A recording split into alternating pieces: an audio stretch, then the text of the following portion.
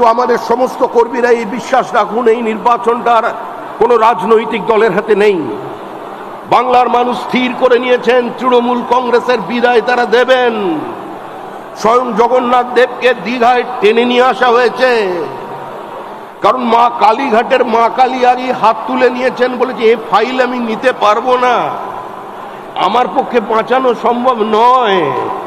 এবার সরাসরি চলে গেছেন জগন্নাথ দেবের কাছে। জগন্নাথ দেব স্বইচ্ছায় কিংবা বাধ্য হয়ে এসছেন তা জানা নেই, কিন্তু জগন্নাথের ইচ্ছা আছে। জগন্নাথও বিদায় দেখতে চান, জগন্নাথও বাংলার মানুষের মুক্তি চান, পরিত্রাণ চান। তাই ওই দীঘাতেই, পূর্ব মেদিনীপুরে, ওই যেখানে ভারত প্রথম স্বাধীন সরকার তৈরি করেছিল, তাম্রলিপ্ত সরকার, ওই ঐতিহাসিক মাটিতেই ওই বঙ্গোপসাগরে তৃণমূলের বিসর্জন হবে। তৃণমূল হারছে, তৃণমূল হারতে চলেছে, তৃণমূলের সামনে অন্য কোনো পথ খোলা নেই।